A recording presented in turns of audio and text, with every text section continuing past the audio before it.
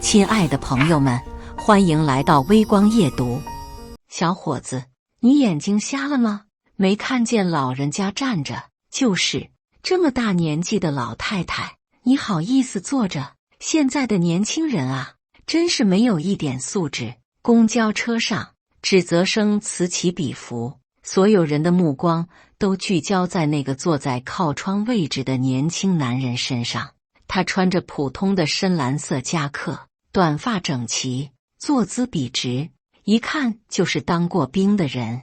但此刻，他紧紧抱着一个旧军用帆布袋，眼神专注地望着窗外，对周围的指责声充耳不闻。72岁的王大妈拄着拐杖站在他面前，脸色铁青。我教了一辈子书，什么样的学生没见过？就你这样的。年轻人缓缓转过头，看向王大妈的眼神中闪过一丝痛苦。他张了张嘴，似乎想要说什么，但最终只是将怀中的布袋抱得更紧。你们真的想知道我为什么不能让座吗？他的声音很轻，却带着一种让人心颤的沙哑。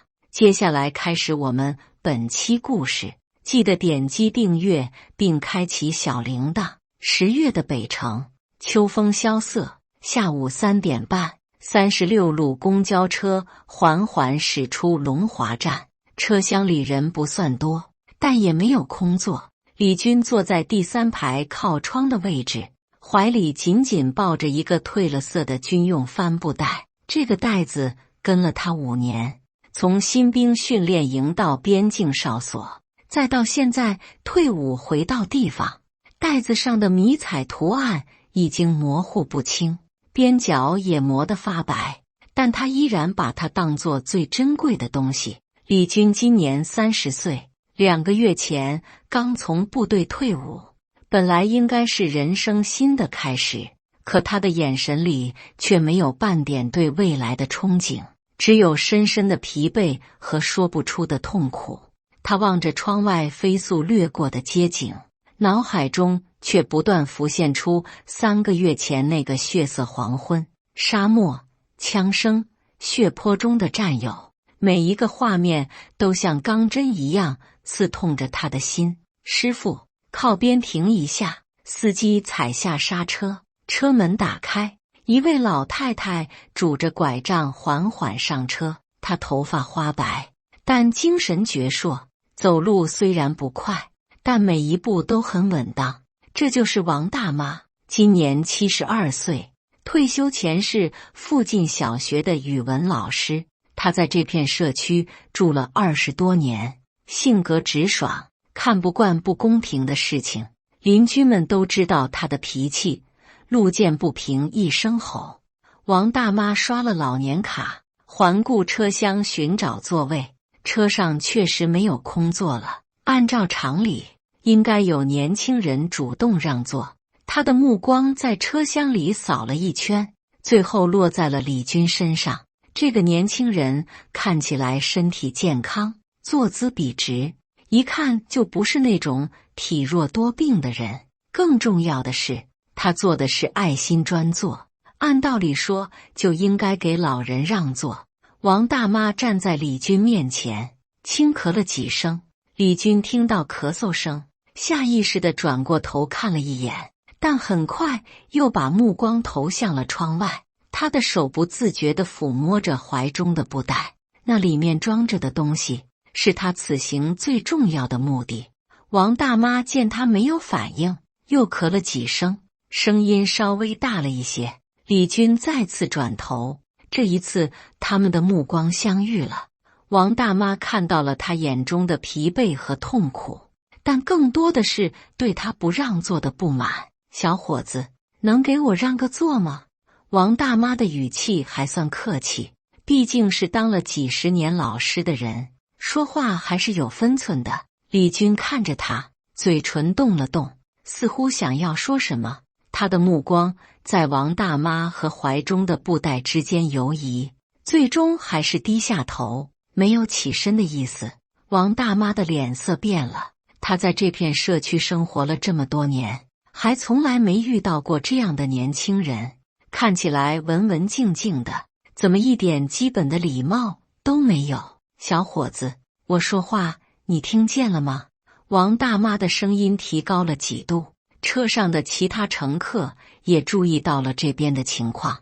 一个穿着职业装的中年女性率先开口：“小伙子，给老人家让个座吧，你们年轻人站一会儿没关系的。”就是啊，尊老爱幼是我们的传统美德。一个戴着眼镜的男青年也加入了劝说的队伍。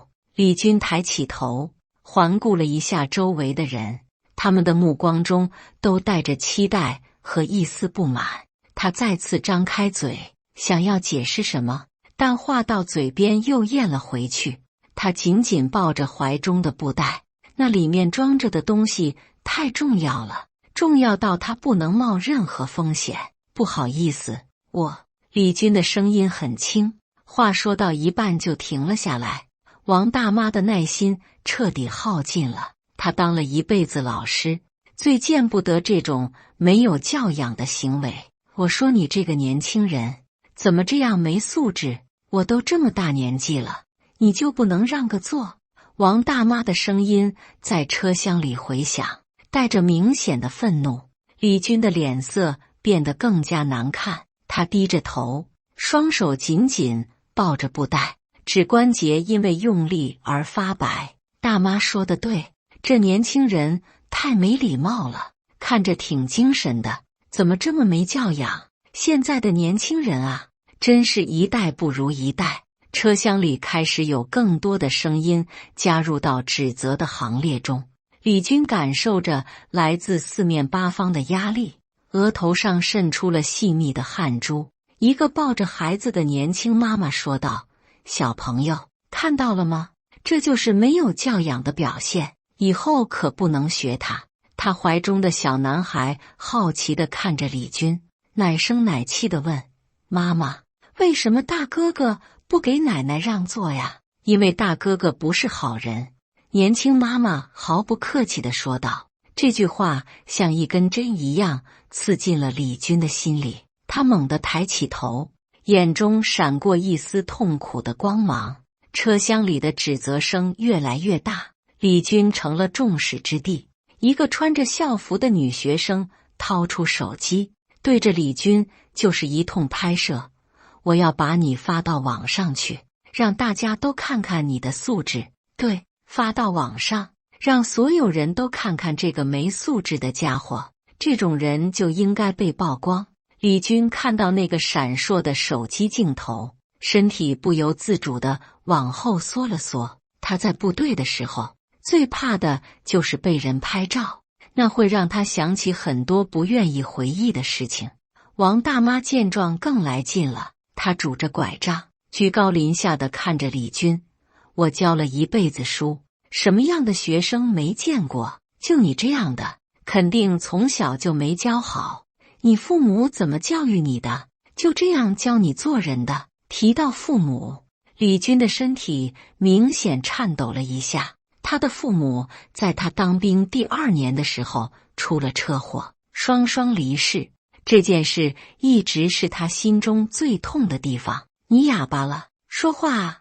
王大妈继续逼问。“就是，给个理由啊，为什么不让座？是不是觉得自己年轻就可以不尊重老人？”面对如潮水般的指责声，李军紧咬着牙关，一言不发。他的手抚摸着怀中的布袋，那里面装着他此行最重要的东西。车厢里的指责声还在继续，甚至有人开始用更加尖锐的话语攻击他。这种人就是社会的败类。看着年纪轻轻的，心里怎么这么黑暗？肯定是家庭教育有问题。每一句话都像刀子一样割在李军的心上。他想要解释，想要告诉大家真相，但是他不能。他答应过张伟，要保护好这些遗物，不能让任何人伤害到他们。“小伙子，你还有没有一点羞耻心？”王大妈的声音把李军从回忆中拉了回来。李军睁开眼睛，看到车厢里所有人都在看着他，眼神中满是鄙视和愤怒。他很想解释，很想告诉大家事情的真相，但是他不能。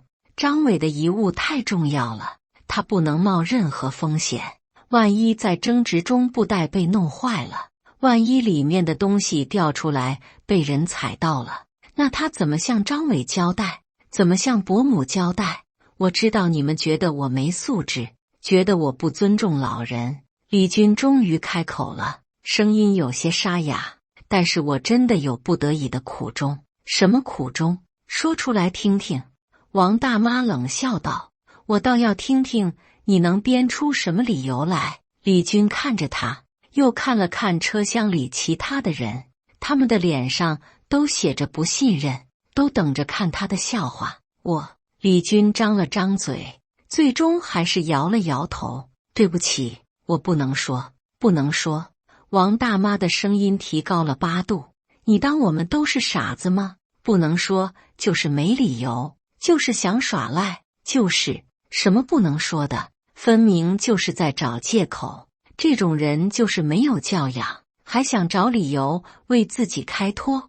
车厢里的指责声更加激烈了，甚至有人开始说一些更加难听的话。李军的脸色越来越难看，他紧紧抱着怀中的布袋，感受着来自四面八方的恶意。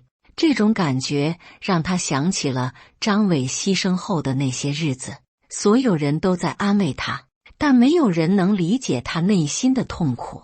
一个戴着金项链的中年男人站了起来，指着李军说，你这样的人就是社会的毒瘤，年纪轻轻不知道尊重老人，将来还指望你孝顺父母。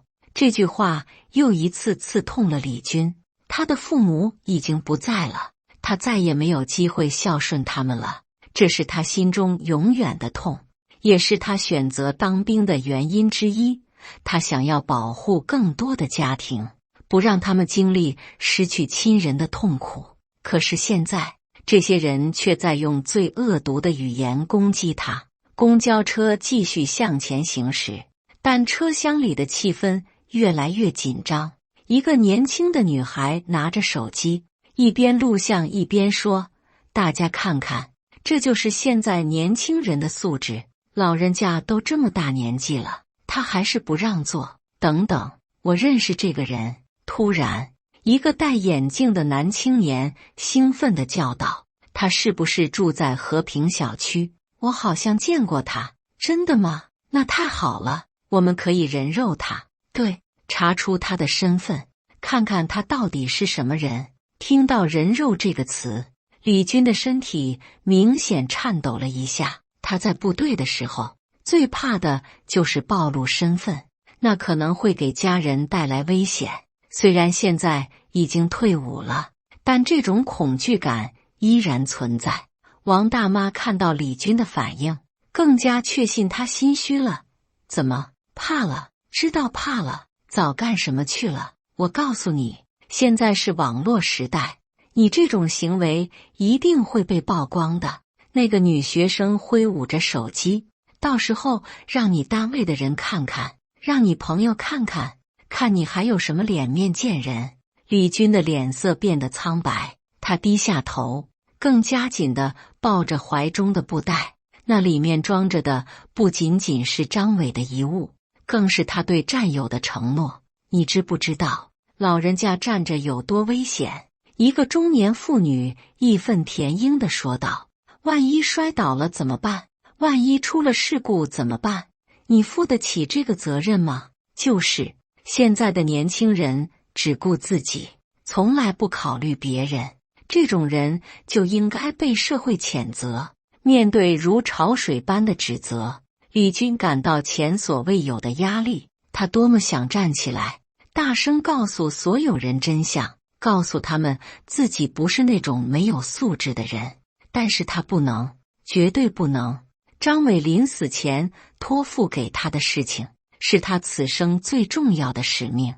为了完成这个使命，他可以承受任何误解，任何指责。李军闭上眼睛，努力让自己平静下来。他想起了张伟生前经常说的一句话：男人就要能扛事，不管遇到什么困难，都要咬牙坚持下去。张伟，你放心吧，不管遇到什么阻碍，我都会把你的遗物送到伯母手中的。李军在心里默默说道：你在装死啊？王大妈用拐杖敲了敲李军的座椅。我跟你说话呢。李军睁开眼睛，看着面前这个愤怒的老人，他知道王大妈并不是坏人，她只是在维护自己认为正确的事情，但是他不知道眼前这个被他指责的年轻人内心承受着怎样的痛苦。大妈，对不起。李军的声音很轻，但很真诚。我知道您觉得我没素质，但是我真的有不得已的原因。什么原因？你倒是说啊！王大妈的怒火丝毫没有减弱。只要你说出一个合理的理由，我立刻就不追究了。李军看着他期待的眼神，又看了看车厢里其他人的表情，他们都在等着他的回答，等着他的解释。但是他不能说，张伟的事情太私人了，太痛苦了。更重要的是，他不想让张伟的牺牲成为别人茶余饭后的谈资。对不起，我真的不能说。李军摇了摇头。这个回答彻底激怒了车厢里的所有人。看吧，我就说他是在装模作样，根本就没有什么理由，就是不想让座。这种人就是社会的败类。指责声变得更加激烈，甚至有人开始说一些更加过分的话。李军默默承受着这一切，手紧紧抱着怀中的布袋，就像抱着自己的生命一样。公交车又过了2站，但车厢里的火药味丝毫没有减弱。一个穿着西装的中年男人走到李军面前，居高临下地看着他：小伙子，我是做生意的，见过很多人。我告诉你，像你这样的人，将来在社会上是混不下去的。就是谁会喜欢这种没素质的人？找工作都找不到。这些话让李军想起了自己目前的处境。退伍2个月了，他一直在找工作，但是都没有合适的。不是因为能力问题，而是因为他的心理状态太差了。张伟的死对他打击太大，他经常做噩梦，经常精神恍惚。你这样的人，连女朋友都找不到。那个年轻女孩继续刺激着他。李军苦笑了一下，他确实没有女朋友，不是因为条件不好，而是因为他觉得自己不配拥有幸福。张伟为了救他而死，他怎么能心安理得地享受生活呢？我看你就是那种啃老族，花父母的钱，却连基本的道德都没有。提到父母，李军的心又痛了一下。如果父母还在的话，他们会怎么看待今天的事情呢？他们会支持他的选择吗？你父母知道你这样吗？他们会为你感到羞耻的。王大妈的话像利剑一样刺进了李军的心里。李军突然站了起来，车厢里的人都吓了一跳。他的脸色苍白，眼中闪烁着痛苦的光芒。你们说够了吗？李军的声音有些颤抖。你们知道什么？你们什么都不知道。车厢里突然安静了下来，所有人都被他突如其来的情绪爆发吓到了。我的父母已经不在了。李军的声音越来越大。他们在我当兵第2年的时候出车祸死了。你们满意了吗？这个消息让车厢里的人都愣住了，但很快又有人说话了。就算你父母不在了，也不能成为你不让座的理由啊。对呀，你父母不在了，我们也很同情，但是这跟让座有什么关系？李军看着这些人，心中涌起一阵绝望。他们根本不理解，根本不想理解。在他们眼中，让座就是让座，没有任何借口。他重新坐下，更加紧地抱着怀中的布袋。车厢里的指责声依然没有停止，甚至因为李军刚才的情绪爆发而变得更加激烈。看吧，急了吧，装可怜有什么用？父母不在了，就可以不尊重老人了？这根本就不是理由。李军感觉自己快要崩溃了，他紧紧闭着眼睛，努力让自己不要想起那些痛苦的回忆。但是车厢里的指责声像魔音一样钻进他的耳朵，让他无法平静。你这样的人，就算父母在世，也会被你气死的。一个尖锐的女声响起，这句话彻底击垮了李军的心理防线。他猛地睁开眼睛，整个人都在颤抖。你们够了！李军站了起来，声音嘶哑。你们什么都不知道，凭什么这样说我？那你倒是说啊，到底有什么理由？王大妈也不甘示弱，说不出来就是心虚。李军看着他，又看了看车厢里其他人的脸，他们的表情中没有一丝同情，只有愤怒和鄙视。你们真的想知道吗？李军的声音很轻，但车厢里的每个人都听得很清楚。当然想知道，快说吧，我们都等着呢，看你能编出什么理由来。李军深深地吸了一口气，颤抖着手开始解开怀中布带的绳结。既然你们这么想知道，那我就告诉你们。李军的眼中含着泪水，这里面装着的是我死去战友的遗物。车厢里突然安静了下来，所有人都屏住了呼吸。李军的手在布带上停留了几秒钟，车厢里的空气都凝固了，所有人都看着他，等待着他接下来的动作。这是我战友张伟的遗物。李军的声音很轻，但每个字都清晰地传达到每个人的耳朵里。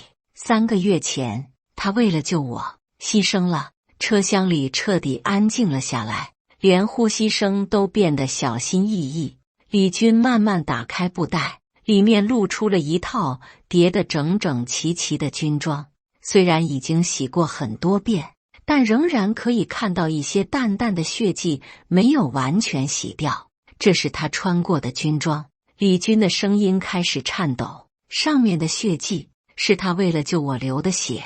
王大妈看到那套军装，眼中的愤怒瞬间消失了，取而代之的是震惊和愧疚。李军继续从布袋里拿出东西，一枚闪闪发光的勋章，一张已经发黄的照片，还有一封用塑料袋仔细包装的信件。这是他的勋章，这是我们的合影。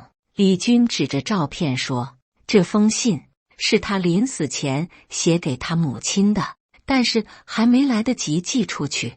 照片上的2个年轻人穿着军装，肩膀靠着肩膀，笑得很灿烂。其中一个就是李军，另一个应该就是他口中的张伟。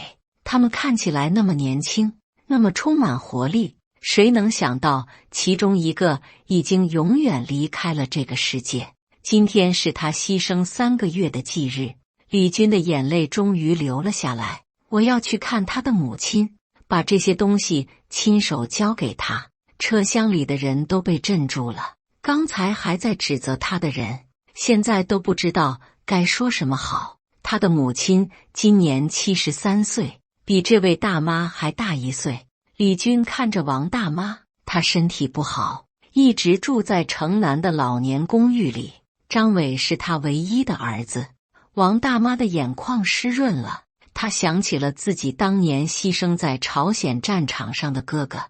那时候他还很小，但他清楚地记得母亲收到噩耗时的样子，那种绝望和痛苦，他至今难忘。我答应过他，一定要亲手把这些东西送到他母亲手中。李军小心地把东西重新放回布袋里。这些东西对我来说比生命还重要，我不能让他们有任何闪失。一个之前指责他最厉害的中年妇女低下了头，小声说道，对不起，我们不知道。我知道你们都是好心，想要维护老人。李军摇了摇头，是我不好，我应该解释的，但是这件事对我来说太痛苦了，我不想让张伟的牺牲成为别人谈论的话题。车厢里的气氛完全变了，刚才还在指责李军的人，现在都用同情的眼光看着他。孩子，你战友是怎么牺牲的？王大妈的声音变得很轻很柔，完全没有了刚才的愤怒。李军抬起头看着他，眼中还含着泪水。我们在边境执行巡逻任务的时候，遇到了武装分子，在交火中，我被绊倒了，眼看着子弹就要击中我，张伟毫不犹豫地扑过来，挡住了子弹。他用自己的生命救了我。李军的声音哽咽了，他临死前对我说，让我把他的遗物送给他母亲，告诉他不要伤心。听到这里，车厢里很多人都红了眼眶。那个抱着孩子的年轻妈妈偷偷擦着眼泪，刚才还在录像的女学生也把手机收了起来。从她牺牲到现在，我每天都在想，如果当时死的是我就好了。李军的声音很轻，但每个字都重重地敲在大家的心上。他还年轻，他还有母亲要照顾，而我什么都没有了。孩子，你不能这样想。王大妈的眼泪流了下来。你战友救你，就是希望你好好活着。你要是这样想，他在天有灵也不会安心的。李军看着王大妈，这个刚才还在指责他的老人，现在却像慈祥的长辈一样安慰着他。大妈，对不起，我不应该不给您让座。李军站了起来，您请坐。不，孩子，你坐着。王大妈连忙摆手，我能站着，真的能站着。这时候，一个年轻女孩主动站了起来。大妈，您坐我这里吧，我年轻，站一会儿没关系。对，大妈您坐这里。另一个人也让出了座位。王大妈看着大家的好意，心中既感动又愧疚。她在那个女孩的搀扶下坐了下来，然后对李军说，孩子，你能告诉我你战友的名字吗？张伟，张国伟。李军说道，他是湖南人，今年28岁。张国伟。王大妈重复了一遍这个名字。好孩子，好孩子啊。车厢里的人都沉默了，刚才那种指责的氛围完全消失了，取而代之的是深深的愧疚和同情。那个之前说要人肉李军的男青年走过来，低着头说，兄弟，对不起，我刚才说话太过分了。是啊，我们都误会你了。中年妇女也过来道歉，我们不知道你经历了这么多痛苦。没关系的。李军摇了摇头，你们也是出于好意，想要维护老人，换作是我，可能也会这样做。可是我们不应该不问青红皂白就指责你。那个女学生说道，我已经把刚才拍的视频删了，谢谢。李军点了点头。王大妈坐在座位上，看着李军怀中的布袋，心情五味杂陈。她想起了自己的哥哥，想起了那个年代的战争，想起了所有为国捐躯的英雄们。孩子，你战友的母亲知道他牺牲的消息吗？王大妈轻声问道。知道。李军点了点头。部队已经通知了他，他当时就晕倒了，后来身体一直不太好，现在住在老年公寓里，有专人照顾。那个可怜的老人家啊。王大妈的眼泪又流了下来。白发人送黑发人，这是世界上最痛苦的事情。是的，所以我一定要把张伟的遗物亲手交给他。李军的声音很坚定，这是我对他的承诺，也是我唯一能为他做的事情了。一个戴眼镜的大学生问道，那你打算什么时候去看他母亲？今天。李军说道，今天是他牺牲的忌日，我觉得这个日子很有意义。你一个人去吗？王大妈有些担心地问道。一个人去。李军点了点头，这是我和张伟之间的事情，我想一个人去完成。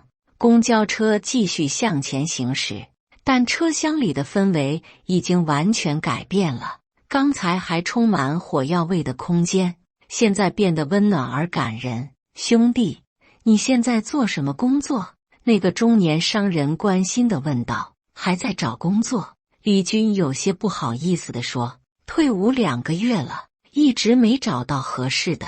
如果你不嫌弃的话，可以来我公司试试。商人递给李军一张名片，我做建筑工程的，正需要像你这样的人才。谢谢，但是李军想要拒绝。别急着拒绝，商人摆了摆手，你先去看你战友的母亲，这件事完了以后再考虑工作的事情。你有我的电话，随时可以联系我。李军接过名片，心中涌起一阵暖流。他没想到，刚才还在指责他的人，现在居然要帮助他。小伙子，你如果需要什么帮助，也可以找我。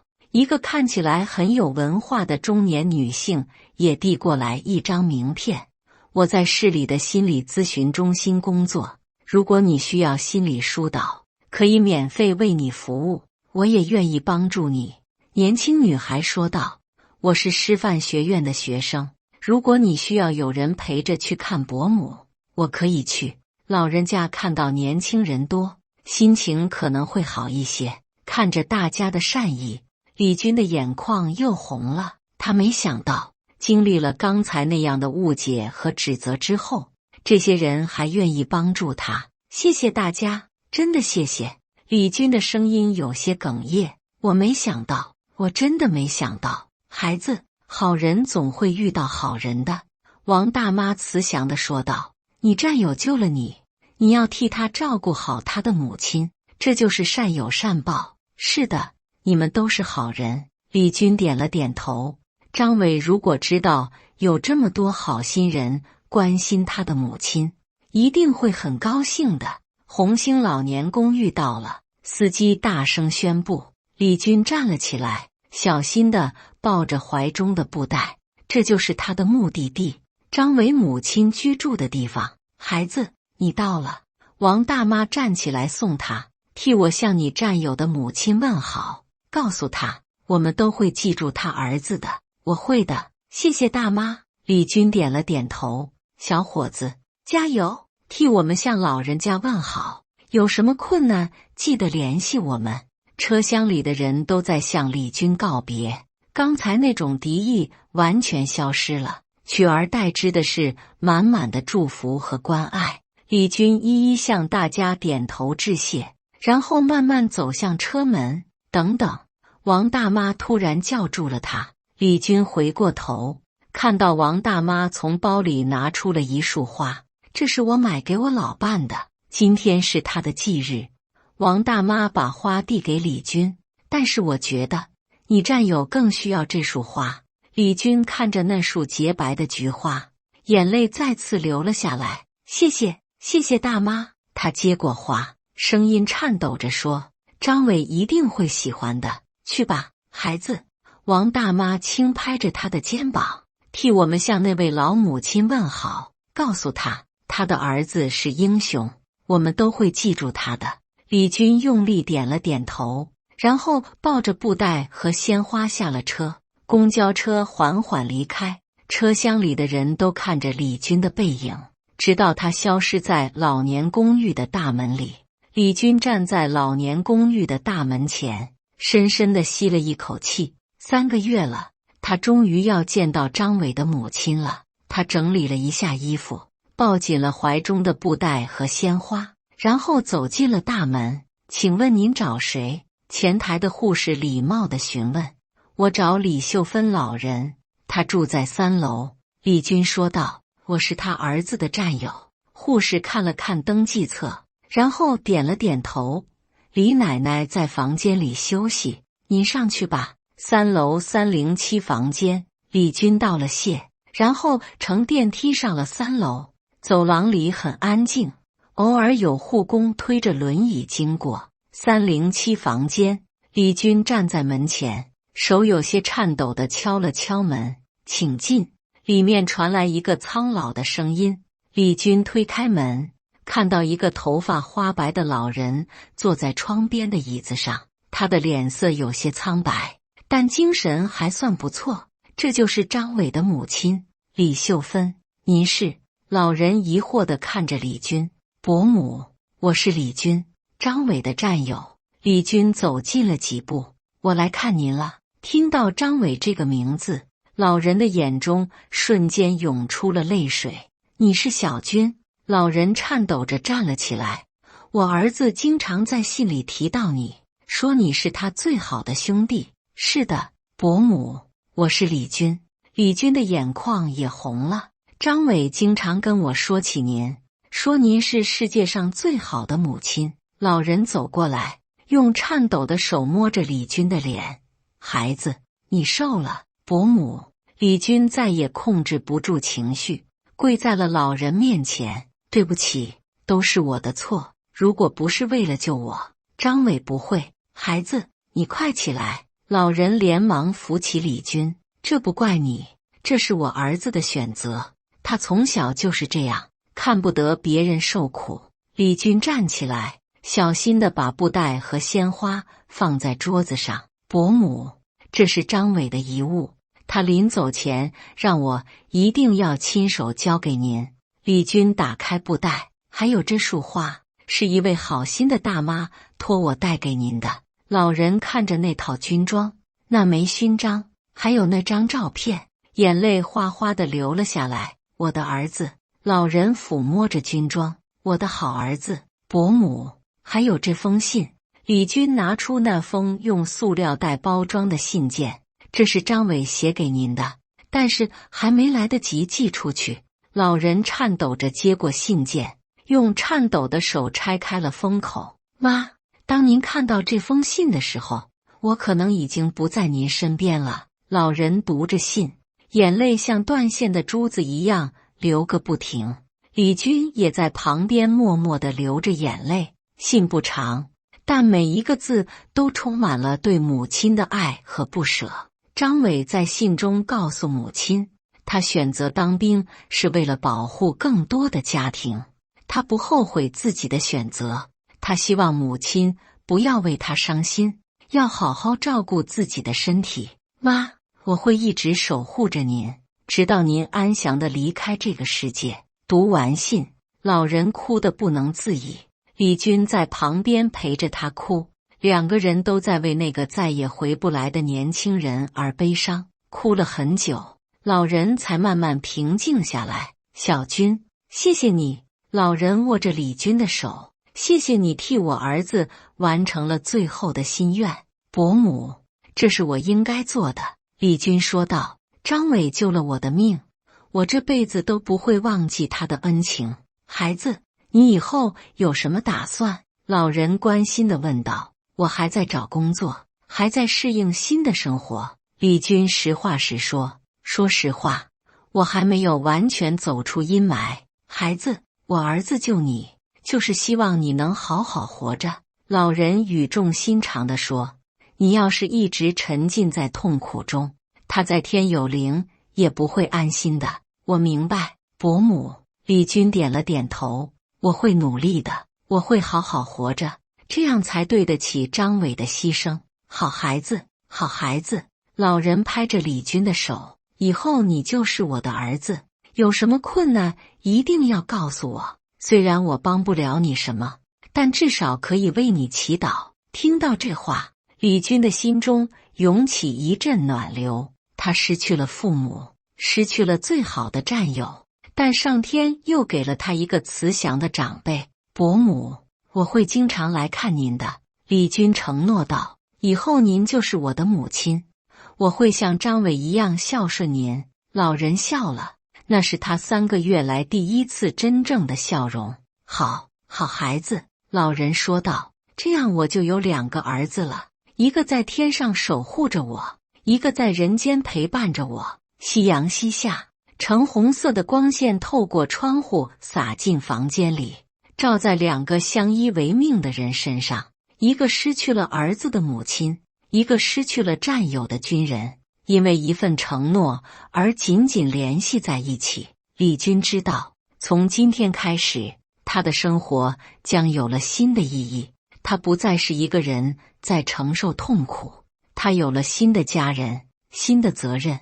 张伟，你安息吧，我会替你照顾好伯母的。窗外，公交车依然在城市的街道上穿行着，车厢里的人们或许早已忘记了今天下午发生的事情，但对于李军来说，今天是一个新的开始。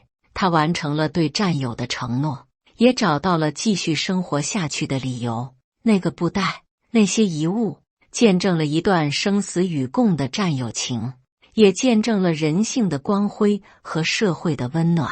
或许这就是生活的真谛，在误解中学会理解，在冲突中发现善良，在痛苦中寻找希望。3个月后，李军在那个好心商人的公司找到了工作。每个周末，他都会去老年公寓看望李秀芬老人，陪她聊天，帮她处理一些生活上的事情。老人的身体在李军的陪伴下逐渐好转，脸上也经常出现笑容。他经常对护工们说，他有2个儿子，一个在天上，一个在人间。那个公交车上的故事也在人们的口口相传中成为了一个温暖的传说。人们从中学到了不要轻易评判他人，因为你永远不知道别人正在承受着什么样的痛苦。而那个旧军用布袋现在就放在老人房间的柜子里，里面依然装着张伟的遗物。每当夜深人静的时候，老人都会拿出来看看，摸摸那套军装，看看那张照片，读读那封信。他知道他的儿子没有真正离开，他只是换了一种方式守护着他，而李军就是儿子派来照顾他的天使。故事的结尾是一个温暖的黄昏，李军推着轮椅，陪着老人在老年公寓的花园里散步。老人指着天空中的一颗星星说，小军，你看，那是我儿子，他在看着我们呢。李军抬头看着那颗明亮的星星，心中涌起一阵温暖。是的，伯母，张伟一直在看着我们，他轻声说道，他看到我们这么幸福，一定很开心。老人笑了，那是世界上最温暖的笑容。而在那颗遥远的星星上，张伟也在笑着看着他们。他知道自己的牺牲是值得的，因为他不仅救了最好的兄弟，还让2个孤独的人找到了彼此。这就是爱的力量，这就是人性的光辉。即使在最黑暗的时刻，总会有光明指引着我们前行。感谢大家的观看，本期故事精彩吗？欢迎大家在下方评论区吐槽。如果你喜欢这类故事，记得点击订阅微光夜读，并分享给更多的人，这会对我帮助很大。再次感谢大家的观看。